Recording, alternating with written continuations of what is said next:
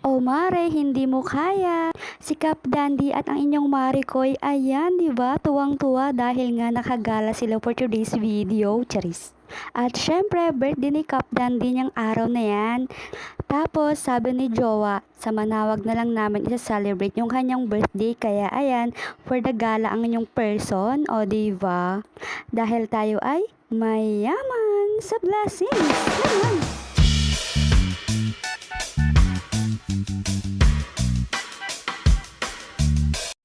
Siyempre, bago ang lahat, OOTD check muna ang inyong birthday boy. Ayan, diba? So, ayan yung harapan ng aming munting bahay.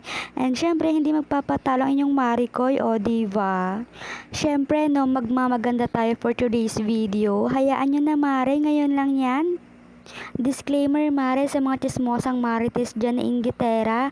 So, yung aming munting bahay, abangan nyo yung aming extension para sa kabuuan ng aming ML house. Siyempre, nauunahan na kita kasi alam kong napaka-judgmental mo, charis. O Mare, hindi yun joke. O diba, ang dami ko na namang sinabi sa inyo, which is real talk yun, Mare, diba? Tapos, eto na nga, nasa daan na kami papunta sa Manawag. Our Lady of Manawag Church dito sa Pangasinan. Siyempre, no, hindi basta-basta ang kaarawan ngayon ni Jowa, ni Cap Dandy, dahil tayo ay mayaman sa blessings naman.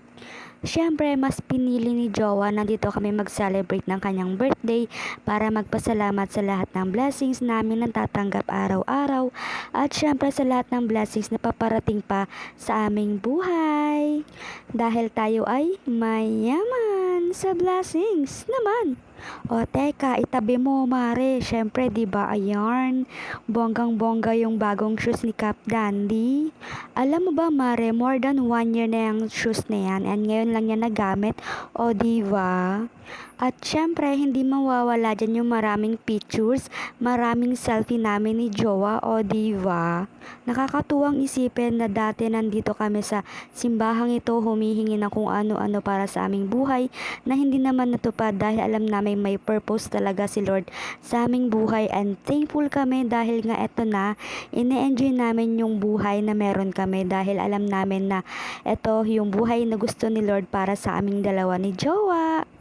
And araw-araw kami magpapasalamat kay Lord dahil sa lahat ng blessings kami ay nabibless, sa lahat ng blessings ay nandoon yung guidance ni Lord sa aming buhay ni Jowa, and sana mas marami pang blessings yung aming matanggap sa aming buhay dahil tayo ay mayaman sa blessings naman.